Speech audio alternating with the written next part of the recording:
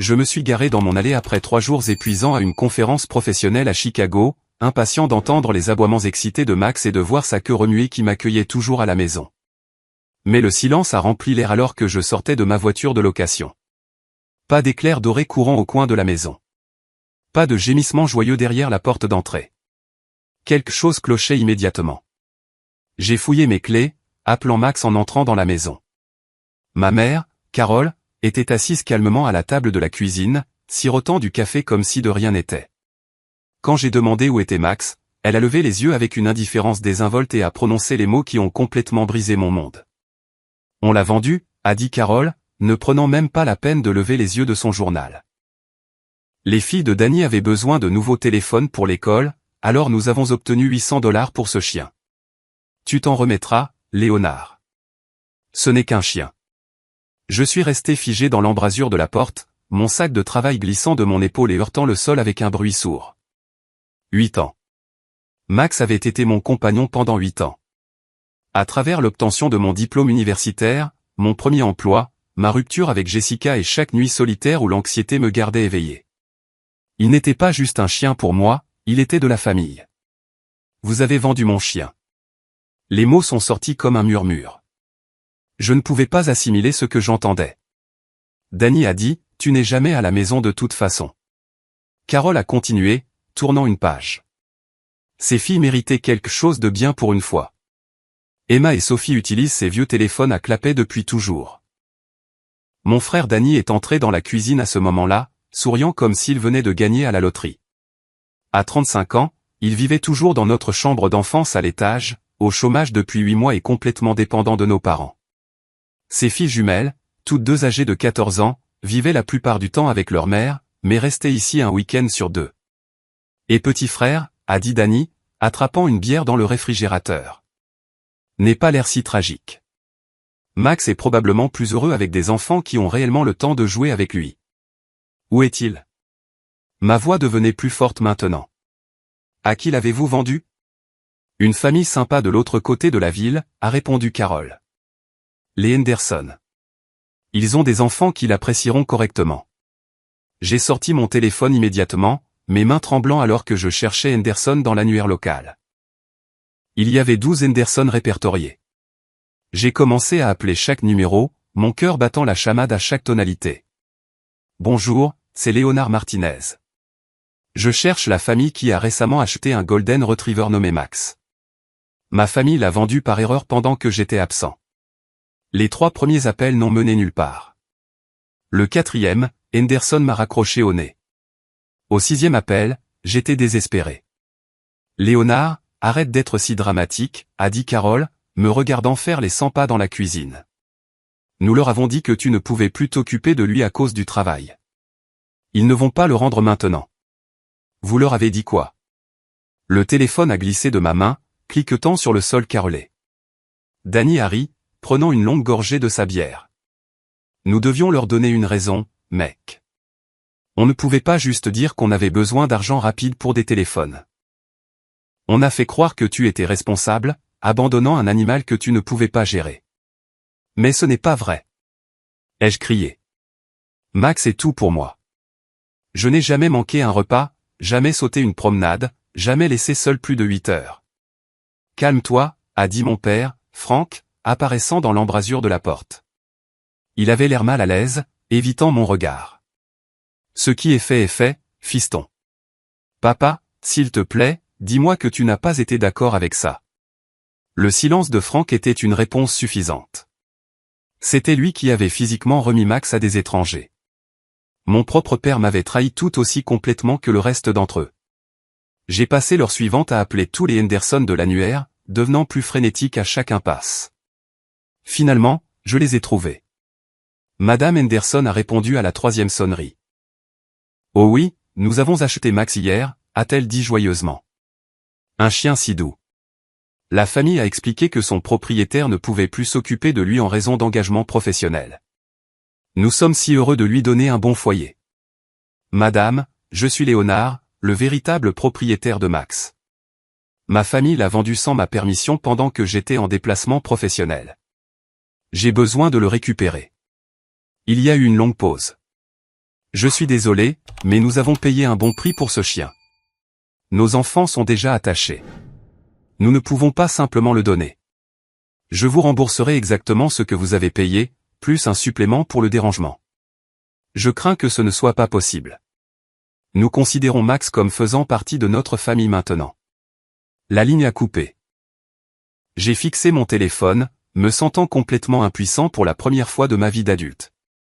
Ce soir-là, Danny s'est présenté pour le dîner avec ses filles, Emma et Sophie, serrant toutes deux des iPhone 14 flambant neufs dans des coques scintillantes. Elles ont à peine levé les yeux de leurs écrans en passant devant moi, complètement absorbées par la configuration de leurs comptes de réseaux sociaux. « Regarde comme elles sont heureuses », a dit Danny, ébouriffant les cheveux d'Emma. Ça a marché parfaitement pour tout le monde. Tout le monde sauf Max, ai-je dit doucement. Les chiens s'adaptent, a dit Carole, disposant des assiettes autour de la table. Il ira bien avec sa nouvelle famille. Mais je connaissais Max mieux que quiconque. C'était un chien sensible qui n'avait jamais vécu ailleurs que dans cette maison. Il dormait dans ma chambre chaque nuit, connaissait mon emploi du temps par cœur et m'attendait près de la fenêtre chaque soir quand je rentrais du travail. L'idée de lui, confus et effrayé dans une maison étrange avec des gens étranges, me serrait la poitrine. Je me suis excusé du dîner et me suis assis dans mon ancienne chambre, tenant la balle couinante préférée de Max que j'avais trouvée abandonnée sous mon lit. La maison semblait vide sans le bruit de ses griffes cliquant sur le parquet, sans sa présence chaleureuse à mes pieds pendant que je travaillais sur mon ordinateur portable. Ma famille n'avait pas seulement vendu mon chien. Ils avaient vendu mon meilleur ami, mon soutien émotionnel et 8 ans d'amour inconditionnel pour $800 de téléphone qu'Emma et Sophie casseraient ou perdraient probablement dans les 6 mois. En m'endormant ce soir-là, j'ai pris une décision. J'allais retrouver Max et le ramener à la maison, peu importe ce qu'il en coûterait. J'ai appelé le travail pour dire que j'étais malade le lendemain matin, chose que je n'avais jamais faite à moins d'être vraiment malade. Mon manager, David, a été compréhensif quand j'ai expliqué que j'avais une urgence familiale. Bien que je n'ai pas pu me résoudre à admettre que ma famille avait vendu mon chien pendant que je représentais notre entreprise à une conférence. J'ai commencé à la maison des Henderson sur Maple Street, une maison modeste à 2 étages avec un petit jardin devant et une clôture en bois autour de l'arrière. J'ai sonné 3 fois, mais personne n'a répondu. Leur allée était vide, suggérant que toute la famille était sortie. J'ai contourné la clôture et regardé à travers un espace dans les planches, espérant apercevoir Max, mais l'arrière-cour était vide, à l'exception de quelques vieux meubles de patio et d'un barbecue rouillé. Me sentant comme un harceleur, j'ai conduit jusqu'au bout du pâté de maison et me suis garé là où je pouvais voir leur maison. J'ai attendu 2 heures jusqu'à ce qu'une Honda Civic bleue entre dans leur allée. Une femme dans la quarantaine est sortie, suivie de 2 enfants qui semblaient avoir environ 10 et 12 ans. Aucun signe de Max. Je me suis approché de Madame Henderson alors qu'elle déchargeait des courses de son coffre. « Excusez-moi, Madame Henderson. Je suis Léonard Martinez. Nous nous sommes parlé hier à propos de Max », elle a levé les yeux, la reconnaissance apparaissant sur son visage, suivie immédiatement par l'agacement. « Je vous ai dit hier que nous gardons le chien. S'il vous plaît, ne vous présentez plus chez nous. J'ai juste besoin de le voir, ai-je dit. Pour savoir qu'il va bien. Il a été mon compagnon pendant 8 ans. Il va bien, a-t-elle dit sèchement, attrapant 2 sacs de courses et se dirigeant vers sa porte d'entrée. Il s'adapte bien à sa nouvelle maison. Puis-je juste le voir pendant 5 minutes? J'ai apporté certaines de ses friandises préférées. Madame Henderson s'est arrêtée et s'est retournée, son expression s'adoucissant légèrement. Écoutez, je comprends que c'est dur pour vous, mais nous avons payé pour ce chien équitablement. Votre famille a été très claire sur le fait que vous ne pouviez plus vous occuper de lui. Nous lui donnons un bon foyer avec des enfants qui aiment les animaux. Mais je n'ai jamais accepté de le vendre. J'étais en déplacement professionnel. Il n'avait aucun droit de prendre cette décision. Cela ressemble à une affaire de famille. Vous devez régler ça avec eux, a-t-elle dit. Max nous appartient maintenant. Elle a disparu dans la maison, me laissant seul dans son allée. Je me sentais complètement impuissant. Aux yeux de la loi, Max était une propriété, et ma famille avait tout à fait le droit légal de le vendre puisqu'ils vivaient dans leur maison et qu'ils aidaient avec sa nourriture et ses factures vétérinaires au fil des ans. Je suis rentré chez moi en me sentant vaincu, mais la réaction de ma famille a tout empiré. Danny était affalé sur le canapé du salon, riant de quelque chose à la télévision tandis que ses filles étaient assises à proximité, toujours collées à leur nouveau téléphone. Comment se passe la grande chasse aux chiens, a-t-il demandé sarcastiquement quand il m'a vu. Ce n'est pas drôle, Danny. Max souffre. Oh, s'il te plaît, a dit Carole depuis la cuisine. Il t'a probablement déjà oublié. Les chiens vivent dans l'instant. Ce n'est pas vrai, et tu le sais, ai-je dit. Max connaît ma voix, mon odeur, ma routine. Il se demande probablement pourquoi je l'ai abandonné. Tu es dramatique, a répété Carole sa phrase préférée chaque fois que je montrais une émotion. Ce n'est qu'un chien, Léonard. Tu peux en avoir un autre. Je ne veux pas un autre. Je veux Max. Emma a levé les yeux de son téléphone pour la première fois de la journée. Maman dit que tu es bizarre à propos d'un chien, m'a-t-elle dit. Pourquoi n'achètes-tu pas juste un chiot ou quelque chose comme ça? J'ai fixé ma nièce de 14 ans, réalisant qu'elle n'avait aucune idée du lien entre une personne et son animal de compagnie.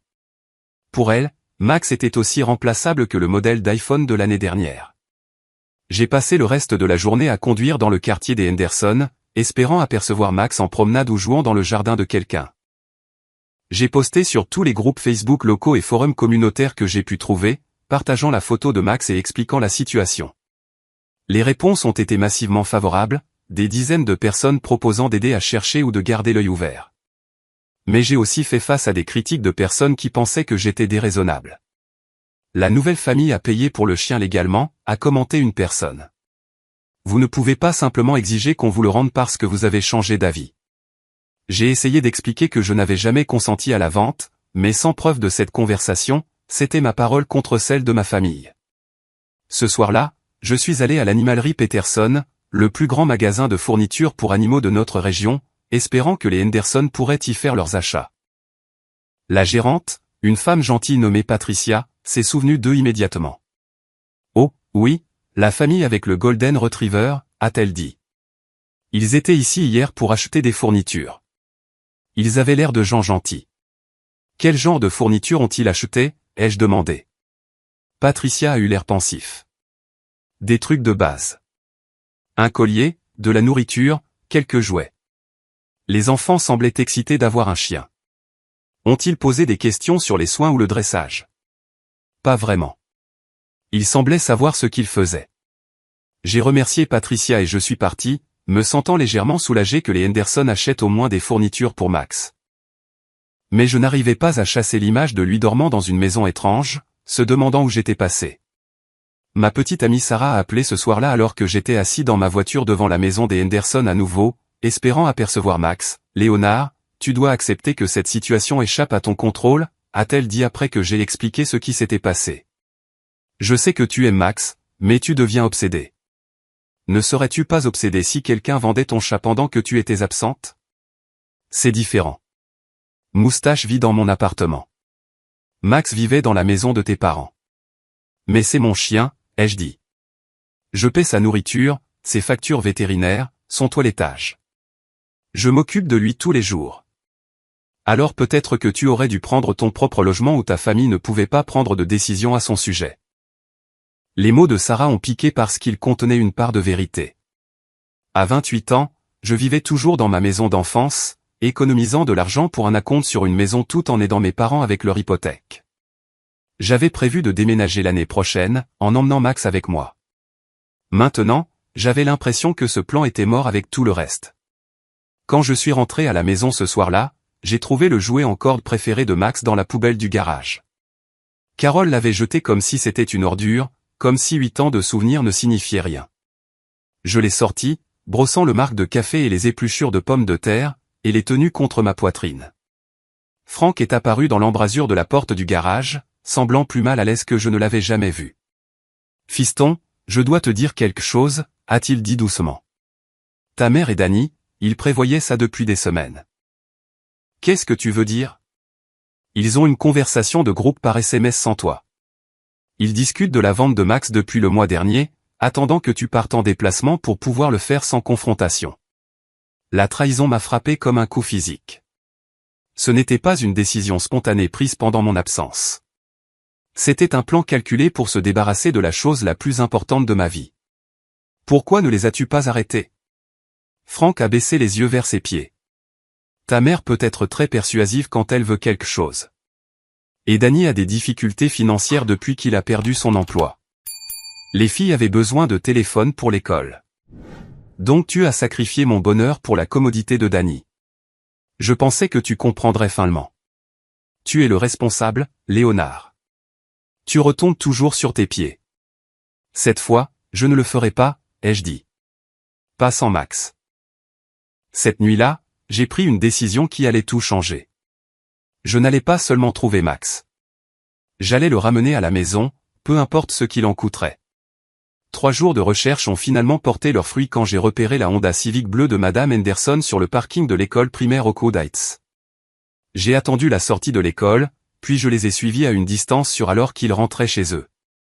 Cette fois, quand ils sont entrés dans leur allée, j'ai entendu quelque chose qui a fait battre mon cœur. Des aboiements. Je me suis garé de l'autre côté de la rue et j'ai regardé les enfants Henderson courir dans leur maison sans un regard en arrière, mais je pouvais voir du mouvement dans l'arrière-cour maintenant, une forme dorée faisant les 100 pas derrière la clôture en bois. J'ai attendu que la famille rentre à l'intérieur, puis je me suis approché de leur clôture arrière depuis l'allée derrière leur maison. À travers un espace dans les planches, je l'ai vu. Max était là, mais il avait l'air mal en point. Son pelage doré normalement brillant était terne et emmêlé. Il avait perdu du poids. Son comportement énergique habituel avait été remplacé par un va-et-vient apathique autour d'une petite niche. Max, ai-je chuchoté à travers la clôture. Sa tête s'est relevée immédiatement. Il connaissait ma voix. Il s'est précipité vers la clôture, gémissant et grattant les planches qui nous séparaient. J'ai passé mes doigts à travers l'espace et il les a léchés frénétiquement, tout son corps tremblant d'excitation et de confusion. Je vais te sortir de là, mon pote, ai-je promis. Je suis tellement désolé que cela te soit arrivé. Max était enchaîné à la niche avec environ 3 mètres de mou. Assez pour se déplacer dans une petite zone, mais pas assez pour explorer la cour ou trouver un abri approprié. Il y avait un bol de nourriture en métal près de la niche, mais il était vide à l'exception d'un peu d'eau stagnante avec des feuilles flottant dedans. J'ai pris des photos avec mon téléphone pour documenter les conditions. Max avait l'air mal nourri et stressé. Rien à voir avec le chien sain et heureux que j'avais laissé il y a seulement 5 jours. J'ai attendu le soir, puis j'ai frappé à la porte d'entrée des Henderson. M. Henderson a répondu cette fois, un grand homme dans la cinquantaine aux cheveux grisonnants et aux yeux méfiants. Vous êtes le type qui n'arrête pas d'embêter ma femme à propos de notre chien, a-t-il dit avant que je puisse me présenter. Monsieur, je viens de voir Max dans votre jardin, et je suis inquiet pour son état. Il a perdu du poids et semble être enchaîné constamment. Ce chien va bien, a dit Monsieur Henderson fermement. Il s'habitue à sa nouvelle maison. J'aimerais vous offrir le double de ce que vous avez payé pour lui. 1 600 $ en espèces. L'expression de Monsieur Henderson s'est durcie. Il n'est pas à vendre. Nous l'avons acheté à la loyale, et nos enfants sont attachés à lui maintenant. Vos enfants ne semblent pas passer de temps avec lui. Il a été seul dans le jardin à chaque fois que je suis passé devant. Est-ce que vous harcelez notre maison? Monsieur Henderson s'est approché, sa voix s'élevant. Parce que si vous n'arrêtez pas de harceler ma famille, j'appelle la police. Je veux juste récupérer mon chien. Il ne s'adapte pas bien à cette situation. Votre chien? Selon votre famille, vous ne pouviez plus vous en occuper. Nous vous rendons service en lui donnant un bon foyer. Ce n'est pas vrai. Ma famille vous a menti. Je n'ai jamais accepté de vendre Max, Monsieur Henderson a ri durement. On dirait que vous devez régler vos problèmes de famille ailleurs. Restez loin de notre propriété. Il m'a claqué la porte au nez, me laissant debout sur son porche, me sentant plus impuissant que jamais. Je suis rentré chez moi en rage, prêt à confronter ma famille à propos des mensonges qu'ils avaient racontés aux Henderson. Mais quand je suis entré dans la maison, j'ai trouvé Danny et ses filles dans le salon. Les filles montraient leur nouveau téléphone à Carole et Frank comme si elles avaient gagné à la loterie. « Regarde, grand-mère » a dit Emma, levant son téléphone. « Je peux prendre des vidéos et mettre des filtres dessus et les partager avec tous mes amis. »« C'est merveilleux, chérie » a dit Carole, rayonnant vers sa petite fille. « Oncle Léonard » a crié Sophie quand elle m'a vu. « Regarde mon nouveau téléphone. Papa nous l'a offert avec l'argent de la vente de ce vieux chien. » La façon désinvolte dont elle l'a dit, comme si Max n'était qu'un objet qu'ils avaient nettoyé du garage, a rendu ma vision floue de colère. Ce vieux chien était mon meilleur ami, ai-je dit doucement. Ne sois pas si dramatique, a dit Danny, ne levant pas les yeux de son propre téléphone. Les chiens sont remplaçables. La famille est pour toujours. Vous n'agissez pas comme une famille, ai-je riposté. Nous sommes une famille, a dit Carole. Et la famille veille les uns sur les autres. Ces filles avaient plus besoin de téléphone que tu n'avais besoin de ce chien.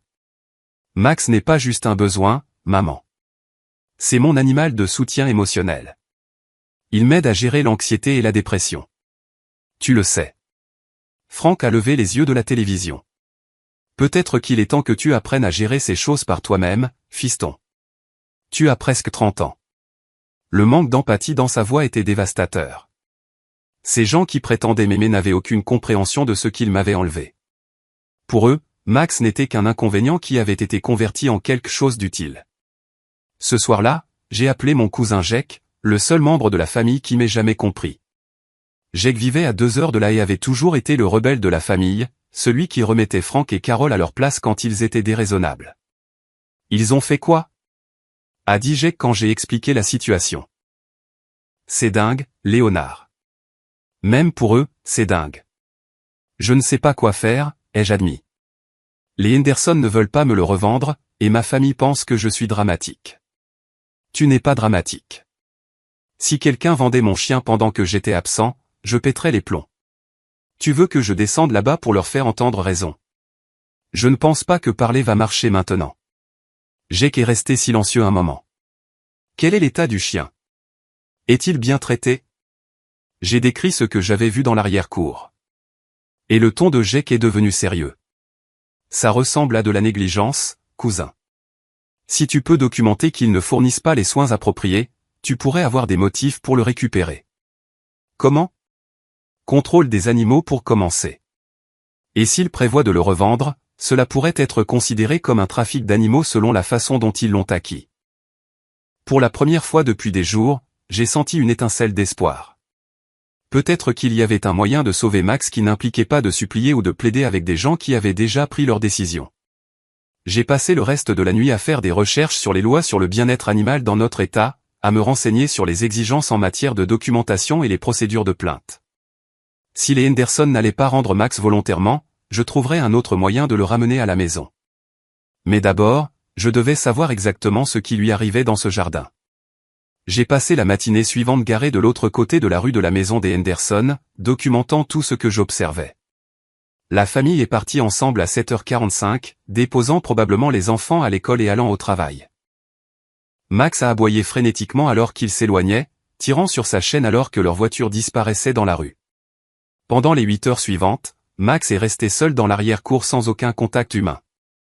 Je l'ai regardé faire des cercles autour de sa niche, aboyant périodiquement après les passants, clairement en détresse par son abandon. Personne n'est venu le voir, remplir son eau ou le laisser entrer. Quand la famille est rentrée à 16h30, les enfants ont couru directement dans la maison sans reconnaître les aboiements excités de Max. Madame Henderson est entrée aussi. Monsieur Henderson a passé environ 2 minutes dans le jardin à verser des croquettes sèches dans le bol de Max et à pulvériser de l'eau fraîche d'un tuyau d'arrosage dans son plat d'eau. Puis lui aussi est entré, laissant Max seul à nouveau.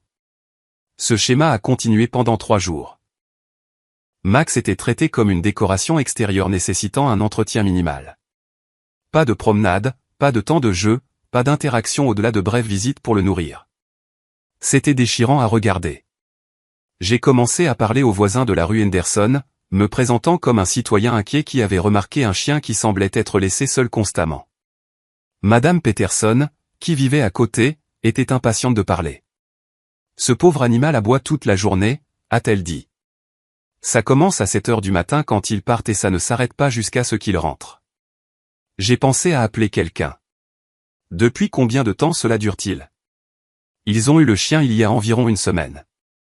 Au début, je pensais que c'était juste une période d'adaptation, vous savez, nouvel endroit, nouvelle famille. Mais ça empire, ça ne s'améliore pas, un autre voisin, M. Collins, d'en face, avait des observations similaires. Le chien me semble maigre, a-t-il dit. Et je n'ai jamais vu ses enfants jouer avec lui. Il l'ignore complètement. J'ai documenté ces conversations, montant un dossier prouvant que Max était négligé. Mais ce qui m'a vraiment brisé le cœur, c'est d'apprendre de Madame Peterson que Max hurlait chaque nuit vers 22 heures, l'heure exacte où j'avais l'habitude de l'emmener pour sa promenade du soir. C'est le son le plus triste, a-t-elle dit. Comme s'il appelait quelqu'un qui ne vient pas. Ce soir-là, j'ai confronté ma famille à nouveau, armé de photos et de déclarations de témoins sur l'état de Max. Regardez ces photos, ai-je dit en leur montrant mon téléphone. Il a perdu au moins 5 kilos. Il est enchaîné constamment sans interaction. Carole a jeté un coup d'œil dédaigneux aux photos. Il a l'air bien pour moi. Les chiens sont censés vivre dehors. Pas Max. Il a été un chien d'intérieur toute sa vie. Il dort dans ma chambre chaque nuit. Eh bien, peut-être que c'est bon pour lui d'apprendre un peu d'indépendance, a dit Danny, ne quittant pas la télévision des yeux. Il n'apprend pas l'indépendance. Il souffre de négligence et d'anxiété de séparation. Tu es ridicule, a dit Carole. Arrête d'essayer de nous faire sentir coupables d'avoir fait ce qui était le mieux pour tout le monde. Le mieux pour tout le monde sauf Max, ai-je dit. Et moi. Franck a finalement pris la parole. Léonard, tu dois accepter que cette situation est permanente. Le chien appartient à quelqu'un d'autre maintenant. Le chien a un nom, ai-je dit avec colère. Son nom est Max, et il fait partie de cette famille depuis 8 ans. Il a été ton animal de compagnie pendant 8 ans, a corrigé Carole. Il y a une différence. C'est là que j'ai réalisé la déconnexion fondamentale. Pour ma famille, Max n'était qu'un animal qui vivait par hasard dans notre maison. Pour moi, c'était un membre de la famille avec des sentiments, des souvenirs et des besoins émotionnels. Nous n'allions jamais voir cette situation de la même manière. Ma petite amie Sarah a appelé alors que j'étais assis dans ma voiture devant la maison des Henderson ce soir-là. Léonard, je m'inquiète pour toi, a-t-elle dit. Tu es obsédé par ce chien depuis une semaine maintenant. Ce n'est pas sain. En quoi vouloir sauver mon meilleur ami est-il malsain? Parce que tu ne manges pas correctement, tu ne dors pas, et tu as manqué 3 jours de travail. Ce chien ne vaut pas la peine de détruire ta vie. Ce chien m'a sauvé la vie, ai-je dit doucement. Quand je traversais une dépression après l'université, Max était la seule raison pour laquelle je sortais du lit certains jours.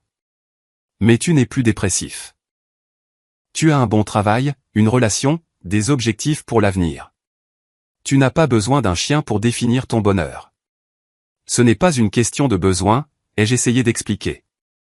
C'est une question d'amour, de loyauté et d'engagement. Parfois, aimer signifie laisser partir, a dit Sarah. Et parfois, aimer signifie se battre pour ce qui compte, même quand tout le monde pense que tu es fou. Il y a eu une longue pause. Peut-être devrions-nous faire une pause, a dit Sarah finalement. Jusqu'à ce que tu règles quoi que ce soit que ce soit. Quoi que ce soit que ce soit. Tu veux dire le deuil? Tu veux dire la trahison par des gens en qui j'avais confiance? Je veux dire l'obsession. Tu choisis un chien plutôt que tes relations avec de vraies personnes. Après qu'elle eut raccroché, je me suis assis dans ma voiture en me sentant plus seul que je ne l'avais jamais été de ma vie. Ma famille m'avait trahi. Ma petite amie m'avait abandonné.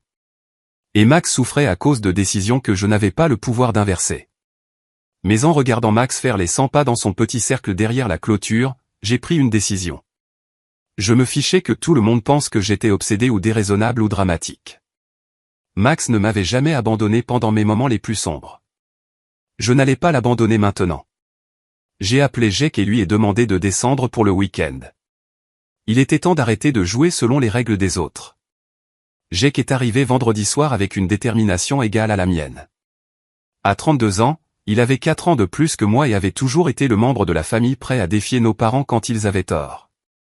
Il a jeté un coup d'œil aux photos que j'avais prises de Max et a secoué la tête avec dégoût. C'est de la maltraitance animale, pure et simple, a-t-il dit. Je n'arrive pas à croire que Franck et Carole aient pensé que c'était acceptable. Ils pensent que je réagis de manière excessive. Tu réagis de manière insuffisante si tu veux mon avis. Si quelqu'un faisait ça à mon chien, je l'aurais déjà récupéré, d'une manière ou d'une autre. Samedi matin, nous sommes allés ensemble à la maison des Henderson. Jake voulait voir la situation de première main avant que nous ne prenions des décisions sur les prochaines étapes. Nous nous sommes garés en face et avons regardé la famille partir pour ce qui semblait être une virée shopping. Là, ai-je dit, pointant l'arrière-cour où Max était visible à travers les espaces de la clôture. Tu peux voir à quel point il est devenu maigre. Jake a sorti une paire de jumelles qu'il avait apportées et a étudié l'arrière-cour attentivement. Après plusieurs minutes, il me les a tendues avec une expression sombre. Léonard, ce chien est en pire état que tes photos ne le montraient. Regarde ses côtes. Tu peux les voir clairement d'ici. J'ai ajusté les jumelles et j'ai senti mon estomac se nouer. Max avait l'air squelettique par rapport à son poids normal de santé.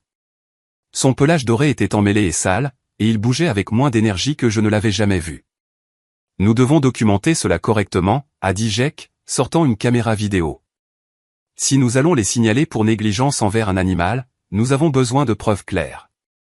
Nous avons passé l'heure suivante à enregistrer l'état et le comportement de Max sous plusieurs angles. Les preuves étaient accablantes. Max semblait mal nourri, stressé et complètement isolé de tout contact humain. La question est, a dit Jake alors que nous examinions les images, passons-nous par les voies officielles ou prenons-nous une action directe? Qu'est-ce que tu veux dire par action directe? Je veux dire, on récupère ton chien aujourd'hui, tout de suite, pendant qu'ils sont sortis. Ce serait du vol. Non, ce serait un sauvetage. Il y a une différence. Jake avait toujours été plus décisif que moi, plus disposé à contourner les règles quand la situation l'exigeait. Mais je n'avais jamais envisagé de simplement reprendre Max, et s'ils appellent la police? Laisse-les faire. Nous avons des preuves de négligence.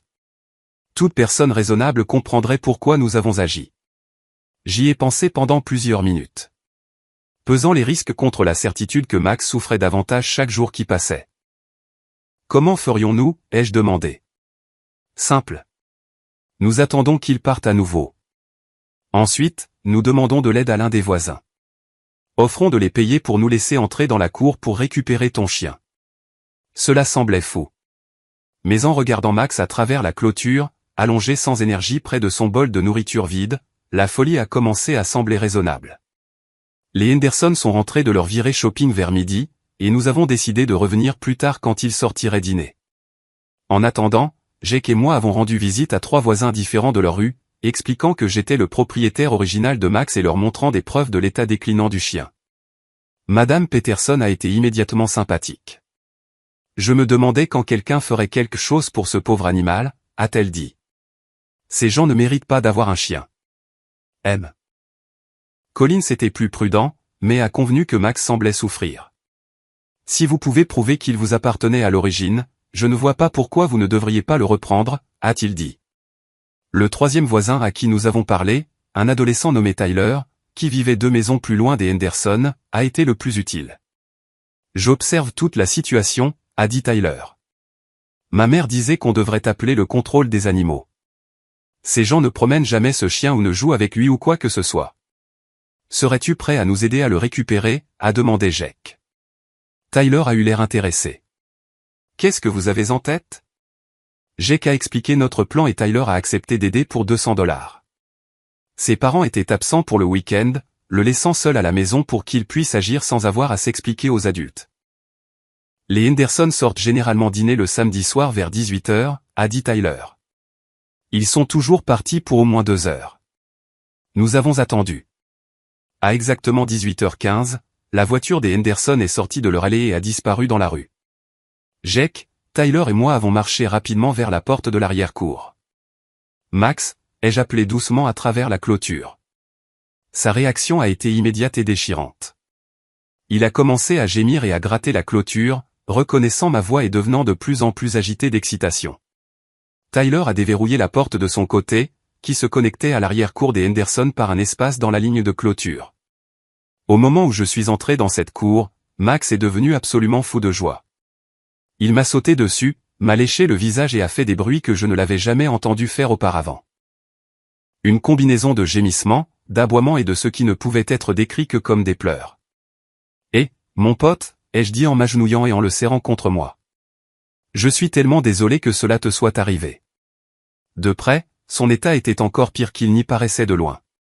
Il avait perdu au moins 7 kilos. Son collier était trop lâche et son pelage semblait rugueux et sec. Mais pire que son état physique était son état émotionnel. Il tremblait de manière incontrôlable, désespéré d'attention et d'affection. Jake documentait tout avec sa caméra pendant que je détachais la chaîne de Max et attachais sa vieille laisse que j'avais apportée de la maison. « Nous devons faire vite » a dit Jake. Tyler, peux-tu reverrouiller cette porte après notre départ?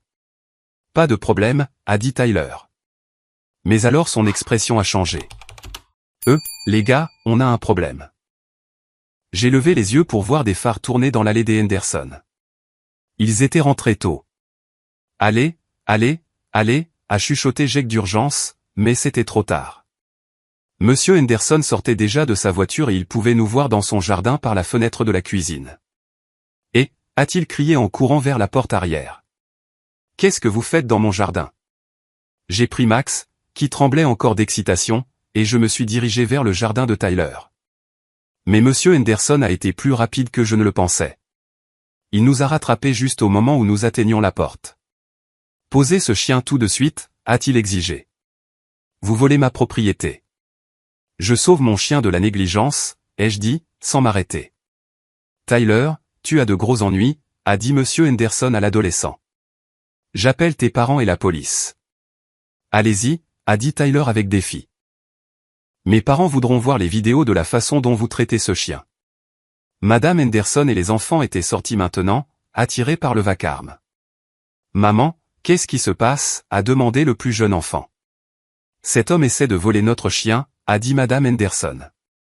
Cet homme essaie de sauver son chien de la maltraitance, a corrigé Jake, s'interposant entre moi et Monsieur Henderson.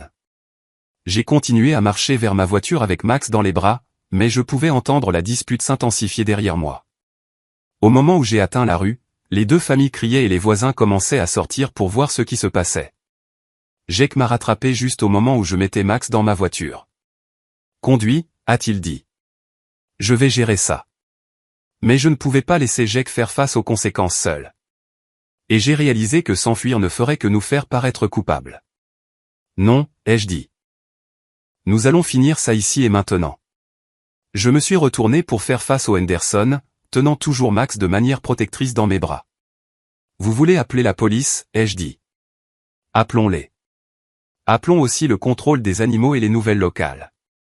Laissons tout le monde voir comment vous traitez ce chien. L'expression confiante de Monsieur Henderson a légèrement vacillé. Nous le traitons bien. Vraiment? Quand avez-vous pour la dernière fois promené ce chien? Quand vos enfants ont-ils joué avec lui pour la dernière fois? Quand a-t-il été à l'intérieur de votre maison pour la dernière fois? Madame Henderson avait l'air mal à l'aise. Les chiens sont censés vivre dehors. Pas ce chien, ai-je dit. Ce chien a dormi dans une chambre climatisée chaque nuit pendant 8 ans. Ce chien n'a jamais été enchaîné ou laissé seul plus de quelques heures à la fois. D'autres voisins se rassemblaient maintenant, attirés par le vacarme. Madame Peterson a pris la parole en premier. Je peux confirmer que ce chien aboie constamment depuis qu'ils l'ont eu, a-t-elle dit. Et il a l'air beaucoup plus maigre que lorsqu'ils l'ont ramené à la maison. Monsieur Collins a hoché la tête en accord. Je prévoyais d'appeler le contrôle des animaux moi-même. La pauvre bête semble misérable. Le vent tournait en notre faveur, mais je savais que le vrai test arriverait quand les autorités seraient là. Monsieur Henderson a appelé la police juste au moment où ma propre famille arrivait sur les lieux. Danny avait dû suivre ma localisation via les réseaux sociaux car il est arrivé avec Carol et Frank juste au moment où la voiture de patrouille s'arrêtait dans la rue. Qu'est-ce qui se passe ici? A exigé Carol, marchant vers l'endroit où je me tenais avec Max toujours dans les bras. Léonard a volé notre chien, a dit Madame Henderson immédiatement. Léonard a sauvé son chien de la négligence, a répliqué Jake. L'officier Williams, une femme d'âge moyen aux yeux gentils, a regardé la foule rassemblée et a soupiré. D'accord, tout le monde recule d'un pas réglons ça calmement. Elle a demandé à chaque partie d'expliquer sa version de l'histoire. Les Henderson ont prétendu que j'avais volé leur animal légalement acheté. J'ai expliqué que ma famille avait vendu Max sans mon consentement pendant que j'étais en déplacement professionnel et que les Henderson le négligeaient. Avez-vous une preuve de propriété? M'a demandé l'officier Williams. J'ai sorti mon téléphone et lui ai montré des photos de Max des 8 dernières années, des dossiers vétérinaires à mon nom et des reçus pour sa nourriture et ses fournitures. Et vous avez une preuve d'achat? A-t-elle demandé au Henderson. Monsieur Henderson avait l'air mal à l'aise. Nous avons payé en espèces. Nous n'avons pas de reçu. À qui avez-vous acheté le chien? À sa famille, a dit Madame Henderson, pointant Carol et Frank. L'officier Williams s'est tourné vers mes parents. Avez-vous vendu ce chien à la famille Henderson? Nous l'avons fait, a dit Carol fermement. Léonard était incapable de s'en occuper correctement en raison de ses engagements professionnels. « Est-ce vrai, monsieur ?» m'a demandé l'officier Williams. « Absolument pas. J'étais absent 3 jours pour une conférence professionnelle obligatoire. Je n'ai jamais accepté de vendre Max et j'ai été son principal soignant toute sa vie. Il vit dans notre maison, a dit Frank. Nous avions parfaitement le droit de le vendre. » L'officier Williams avait l'air pensif. Cela ressemble à un litige familial plutôt qu'à un problème de vol.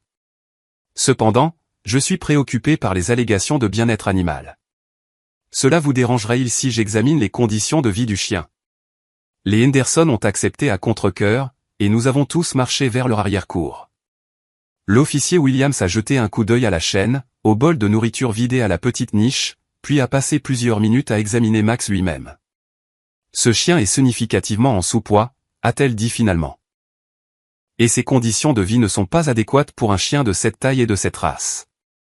Nous ne l'avons que depuis une semaine, a protesté M. Henderson. Il était maigre quand nous l'avons eu. En fait, il ne l'était pas, ai-je dit, montrant à l'officier Williams des photos de Max de la semaine avant mon départ pour ma conférence. La différence était choquante lorsqu'on les voyait côte à côte. L'officier Williams a appelé un agent de contrôle des animaux et en 30 minutes, Lisa Chen est arrivée avec un kit d'examen complet. Elle a passé 20 minutes à vérifier l'état de Max, prenant des photos et documentant tout ce qu'elle trouvait. Cet animal montre des signes clairs de négligence, a dit Lisa finalement. Malnutrition, déshydratation, comportement de stress et abri inadéquat. J'émets une citation pour négligence animale et recommande le retrait immédiat de l'animal de cette propriété. Madame Henderson a éclaté en sanglots. Nous avons fait de notre mieux. Nous n'avons jamais eu de chien avant. Pourquoi avez-vous acheté un chien si vous ne saviez pas comment vous en occuper? A demandé Jake. La famille de votre fils a dit qu'il était facile à vivre, a dit M. Henderson, me pointant du doigt. Ils ont dit qu'il s'occupait surtout de lui-même. Je me suis tourné pour fixer ma famille avec incrédulité. Vous leur avez dit que Max s'occupait de lui-même? Carole avait l'air défensive. Nous leur avons dit que c'était un bon chien qui ne nécessitait pas beaucoup d'entretien. Il nécessite des promenades quotidiennes, une alimentation régulière, de l'eau fraîche, une interaction sociale et un abri intérieur, ai-je dit. C'est un être vivant, pas une décoration de jardin. Nous ne savions pas, a dit Madame Henderson faiblement. L'officier Williams a pris la décision finale. Compte tenu des preuves de négligence et du litige sur la propriété, je remets l'animal à Monsieur Martinez en attendant la résolution de la question de la propriété. Les Henderson ont 24 heures pour fournir une preuve d'achat légal ou la propriété reviendra à Monsieur Martinez par défaut. Alors que nous nous préparions à partir, une voiture s'est arrêtée, ce qui a fait tomber mon estomac. Sarah est sortie, l'air furieux. Léonard, j'ai appris par ta mère que tu te faisais arrêter pour avoir volé un chien. Qu'est-ce qui ne va pas chez toi? Je ne me fais pas arrêter, ai-je dit doucement. Je récupère mon chien. Cette obsession est allée trop loin. Regarde-toi. Tu bloques la circulation, tu troubles la paix et tu t'aliènes toute ta famille pour un animal de compagnie. Pour mon meilleur ami, ai-je corrigé. Sarah a regardé la foule de voisins, d'officiers de police et de membres de la famille, tous rassemblés à cause de ce qu'elle voyait clairement comme mon comportement déraisonnable. Je ne peux plus faire ça, a-t-elle dit. Quand tu décideras de commencer à agir comme un adulte au lieu d'un fou, appelle-moi. Elle est partie en voiture, me laissant debout dans la rue avec Max dans les bras, ayant l'impression d'avoir tout perdu sauf la seule chose qui comptait le plus. Mais alors Tyler, l'adolescent qui nous avait aidés, a pris la parole. Si ça peut te consoler, je pense que tu as fait la bonne chose, a-t-il dit. Ce chien était malheureux ici. Madame Peterson a hoché la tête en accord. Parfois, il faut se battre pour ce qu'on aime, même quand les autres ne comprennent pas, même l'officier Williams a offert un petit sourire en remontant dans sa voiture de patrouille. Prenez bien soin de lui, a-t-elle dit. Alors que la foule se dispersait, j'ai réalisé que je faisais face à un choix. Je pouvais essayer de réparer mes relations avec ma famille et Sarah en faisant des compromis sur Max. Ou je pouvais accepter que défendre ce en quoi je croyais pourrait me coûter ces relations. En regardant Max, qui était enfin calme et content dans mes bras pour la première fois depuis plus d'une semaine, le choix était évident. Certaines choses valaient la peine de se battre, peu importe le coût. Les 24 heures suivantes ont tout changé. Dimanche matin, la famille Henderson avait décidé de ne pas poursuivre la propriété de Max. Selon l'officier Williams, ils ont réalisé qu'ils n'étaient pas équipés pour s'occuper d'un chien correctement et ne voulaient pas faire face à des accusations criminelles potentielles pour négligence animale. Mais la véritable justification est venue lorsque la mère de Tyler est revenue de son voyage du week-end et a appris ce qui s'était passé. Madame Anderson était journaliste pour notre journal local et elle était scandalisée par l'histoire. C'est exactement le genre de possession irresponsable d'animaux qui mène à la souffrance animale, m'a-t-elle dit quand elle a appelé dimanche soir. Seriez-vous prêt à témoigner de ce qui s'est passé? L'histoire a fait la une du journal de mardi avec le titre « Une famille vend le chien bien-aimé d'un homme pendant qu'il est en déplacement professionnel ». Madame Anderson avait interviewé des voisins, des agents de contrôle des animaux, et avait même obtenu une citation du vétérinaire qui avait examiné Max après que je l'ai ramené à la maison. L'article brossait un tableau clair de négligence et de trahison familiale qui a résonné auprès des lecteurs de toute notre communauté. Mercredi matin, le site web du journal avait reçu plus de 500 commentaires, presque tous me soutenant et condamnant à la fois les Henderson et les actions de ma famille. L'histoire a été reprise par des stations d'information régionales et jeudi, je recevais des demandes d'interviews de groupes de défense des animaux et d'organisations de bien-être animal. L'histoire avait touché une corde sensible chez les propriétaires d'animaux qui ne pouvaient pas imaginer leur famille les trahir d'une manière aussi fondamentale. Mais la vraie justice est venue sous forme de conséquences pour toutes les personnes impliquées. Les Henderson ont fait face à des accusations formelles de cruauté envers les animaux déposées par le bureau du procureur après que le rapport de Lisa Chen ait documenté des preuves claires de négligence. Il leur a été interdit de posséder des animaux de compagnie pendant 5 ans et ils ont dû payer des amendes et des frais de justice totalisant plus de $3 000. Ma famille a fait face à un autre type de justice. Des conséquences sociales qui les ont frappés là où ça faisait le plus mal. L'ex-femme de Danny, Jennifer, l'a appelé après avoir lu l'article de journal. Je n'arrive pas à croire que tu aies vendu le chien de Léonard pour acheter des téléphones aux filles, a-t-elle dit lors d'une conversation que j'ai entendue quand il l'a mise sur haut-parleur. Quel genre d'exemple cela donne-t-il à Emma et Sophie? Ce n'est pas si grave, a protesté Danny. C'est grave. Tu leur as appris qu'il est acceptable de vendre l'animal bien-aimé de quelqu'un d'autre pour de l'argent. Comment te sentirais-tu si quelqu'un vendait ta voiture pendant que tu étais hors de la ville? C'est différent. Non, ce n'est pas différent. Emma et Sophie vont rendre ces téléphones, et tu vas trouver un autre moyen de leur acheter ce dont elles ont besoin. Jennifer a raccroché, laissant Danny fixer son téléphone avec incrédulité. Carole a fait face à des conséquences encore pires à son travail.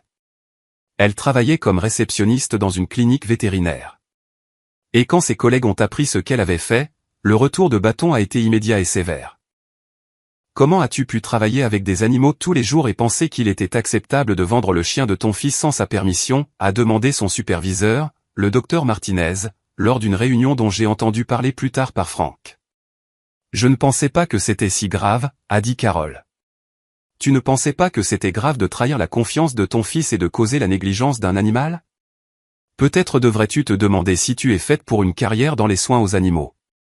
Carole a finalement été forcée de prendre un congé sans solde pendant que la clinique décidait si ses actions étaient compatibles avec leurs valeurs et leur mission. Frank a fait face à des conséquences dans ses cercles sociaux. Il appartenait à une ligue de bowling masculine où plusieurs membres étaient propriétaires de chiens, et quand l'histoire s'est répandue dans leur communauté, ses coéquipiers n'ont pas été sympathiques.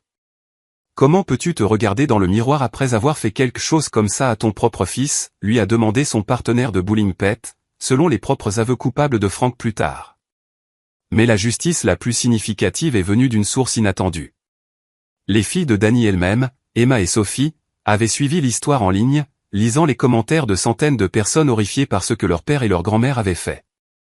Elles ont commencé à comprendre qu'elles avaient été complices de graves préjudices envers moi et Max. Vendredi soir, exactement une semaine après que j'ai ramené Max à la maison, Emma et Sophie se sont présentées chez nous avec leur nouveau téléphone à la main. Oncle Léonard, a dit Emma, ses yeux rouges d'avoir pleuré. Nous voulons rendre ça. Nous ne savions pas que c'est ce qui était arrivé à Max, a ajouté Sophie. Maman nous a expliqué, et nous nous sentons terribles. Papa nous a dit que tu ne pouvais plus t'occuper de Max à cause du travail, a continué Emma. Il n'a jamais dit qu'il vendait ton meilleur ami pour nous acheter des téléphones. Je me suis assis avec mes nièces sur le porche avant, Max couchait contentement à mes pieds après sa promenade du soir.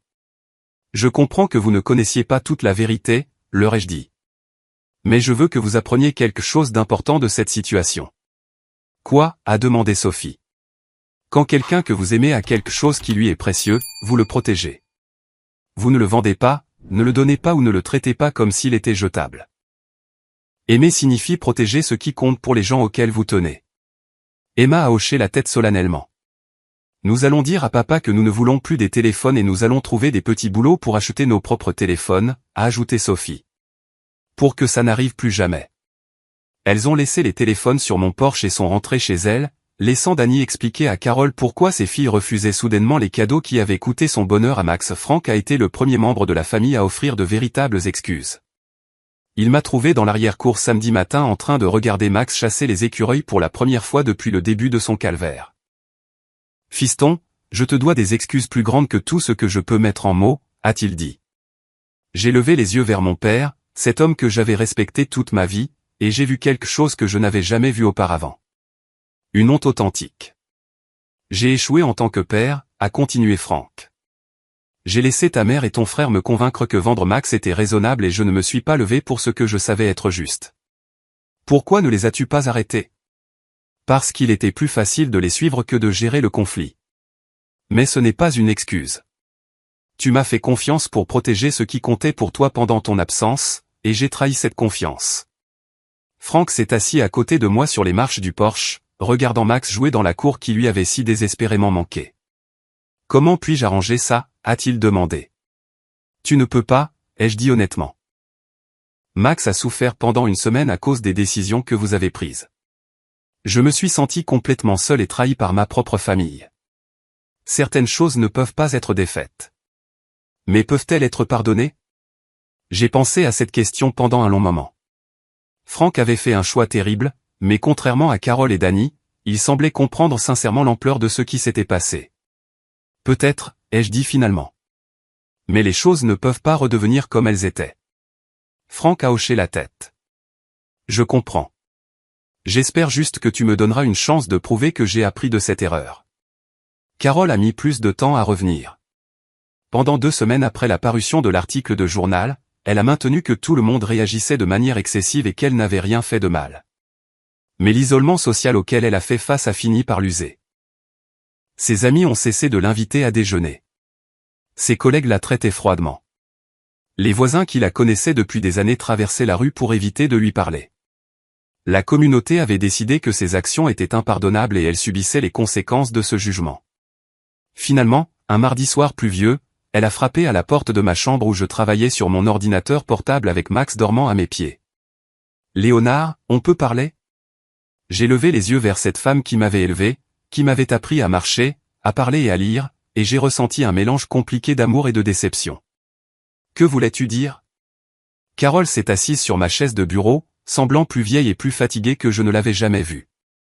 Je voulais dire que je suis désolée, a-t-elle dit doucement. Pas parce que tout le monde est en colère contre moi, mais parce que je t'ai blessé d'une manière que je n'ai jamais eu l'intention de faire. Mais tu savais que ça me blesserait, ai-je souligné. C'est pour ça que tu l'as fait pendant que j'étais absent au lieu de m'en parler d'abord.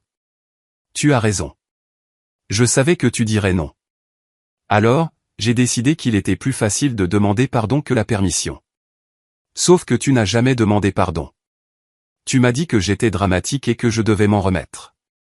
Carole est restée silencieuse un long moment, regardant Max dormir paisiblement sur son lit de chien. Je pense que je me suis convaincu que tu t'adapterais, a-t-elle dit finalement. Que tu réaliserais que ce n'était pas aussi important que je le pensais. Mais c'était important. Max n'est pas juste un animal de compagnie pour moi, maman. C'est la famille. Je comprends ça maintenant. En voyant à quel point tu as été malheureux, en voyant à quel point il est heureux d'être à la maison, en lisant tous ces commentaires de gens qui pensent que je suis un monstre, je comprends maintenant que j'avais tort sur toute la ligne. C'était la première véritable excuse qu'elle offrait, et je pouvais voir la sincérité dans ses yeux. Je ne sais pas comment réparer ça, a-t-elle continué. Je ne sais pas comment défaire les dommages que j'ai causés à notre relation. Tu commences par accepter que Max n'est pas négociable, ai-je dit. Il fait partie de ma vie de façon permanente et quiconque veut une relation avec moi doit accepter ça. J'accepte ça, a dit Carole immédiatement. J'accepte tout ça. Dani a été le dernier à résister, maintenant jusqu'à la toute fin qu'il n'avait rien fait de mal. Mais quand ses filles ont refusé de lui parler pendant 3 jours, et quand son ex-femme a menacé de limiter ses droits de visite s'il ne faisait pas amende honorable, il est finalement apparu à ma porte. Je pense toujours que tout le monde a réagi de manière excessive, a-t-il dit en guise d'ouverture. Mais je suis désolé que ça ait tourné comme ça. Ce n'était pas de vraies excuses, mais c'était aussi proche que Danny était capable de donner. Je l'ai accepté pour ce que c'était et je suis passé à autre chose. La conséquence la plus inattendue de toute cette épreuve a été un appel que j'ai reçu du docteur Martinez à la clinique vétérinaire de Carole. « Monsieur Martinez, j'ai suivi votre histoire aux informations », a-t-elle dit. « Je voulais vous contacter parce que nous cherchons quelqu'un avec votre passion pour le bien-être animal pour rejoindre notre équipe. » Qu'est-ce que vous voulez dire? Nous créons un nouveau poste axé sur l'éducation communautaire et la défense des animaux. Après avoir vu comment vous vous êtes battu pour Max, je pense que vous seriez parfait pour le rôle. L'offre d'emploi était inattendue, mais ressemblait à un signe que quelque chose de positif pouvait sortir de toute cette douleur et de ce conflit. J'ai accepté le poste et j'ai trouvé ma vocation en aidant d'autres personnes à naviguer dans les problèmes de bien-être animal et à protéger leurs animaux bien-aimés. 6 mois plus tard, j'ai emménagé dans mon propre appartement avec Max, atteignant enfin l'indépendance pour laquelle je travaillais. L'épreuve m'avait appris que certaines relations ne valent pas la peine d'être préservées si elles vous obligent à compromettre vos valeurs fondamentales. Sarah n'a jamais rappelé et j'ai finalement réalisé que quelqu'un qui ne pouvait pas comprendre mon lien avec Max n'était pas quelqu'un avec qui je voulais construire un avenir de toute façon. Jake est devenu ma relation familiale la plus proche, la seule personne qui m'avait soutenu quand cela comptait le plus. Frank et moi avons reconstruit notre relation lentement avec de nouvelles limites et une compréhension plus profonde de ce que la confiance signifiait vraiment. Carole a travaillé dur pour regagner mon respect, soutenant ma nouvelle carrière et faisant même du bénévolat dans des refuges pour animaux pour mieux comprendre le monde qu'elle avait rejeté si longtemps. Danny et moi avons maintenu un contact minimal, assez pour préserver l'unité familiale, mais pas assez pour risquer un nouveau conflit. Emma et Sophie sont devenues des jeunes femmes réfléchies qui ont appris tôt que les actions ont des conséquences et que protéger ce que les autres aiment est une partie fondamentale de se soucier d'eux. Et Max. Max s'est remis complètement de son épreuve, retrouvant son poids santé et son comportement joyeux. Il est devenu une sorte de célébrité locale après le reportage, et je l'amenais souvent aux événements communautaires comme exemple de l'importance de la possession responsable d'animaux de compagnie. Chaque soir, alors que nous nous promenions dans notre quartier, je me rappelais à quel point j'avais failli le perdre pour toujours. Mais je me rappelais aussi de quelque chose de plus important. Parfois, la chose la plus précieuse que vous puissiez faire est de vous battre pour ce que vous aimez, même quand tout le monde pense que vous avez tort. Le lien entre une personne et son chien n'est pas quelque chose qui peut être réduit à des dollars et des centimes ou expliqué à des gens qui ne l'ont jamais vécu. Mais c'est réel et c'est puissant et ça vaut la peine d'être défendu. Max m'a appris que la loyauté n'est pas seulement quelque chose que l'on reçoit. C'est quelque chose que l'on donne. Et parfois, donner de la loyauté signifie se tenir seul contre tous les autres dans votre vie pour protéger ce qui compte le plus. C'est une leçon que je porterai avec moi pour toujours avec la connaissance que Max et moi pouvons affronter n'importe quoi ensemble parce que nous avons déjà survécu à la pire chose que je puisse imaginer. Être séparés contre notre volonté. Maintenant, assis ici dans notre propre maison en regardant Max dormir paisiblement à sa place préférée près de la fenêtre, je sais que nous ne serons plus jamais séparés. Et cela rend tout ce que nous avons traversé digne d'intérêt. J'aimerais entendre vos propres expériences. Avez-vous déjà eu à vous battre pour quelque chose que vous aimiez quand tout le monde pensait que vous aviez tort? Jusqu'où iriez-vous pour protéger votre animal bien-aimé? Veuillez partager vos pensées dans les commentaires ci-dessous.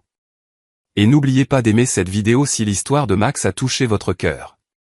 Abonnez-vous pour plus d'histoires sur les liens indestructibles entre les gens et leurs compagnons animaux. Et partagez cette vidéo avec quiconque comprend que parfois l'amour signifie mener des batailles que les autres ne peuvent pas comprendre. Merci d'avoir écouté notre histoire et puissiez-vous ne jamais avoir à faire face à un choix entre les personnes que vous aimez et les animaux qui vous aiment.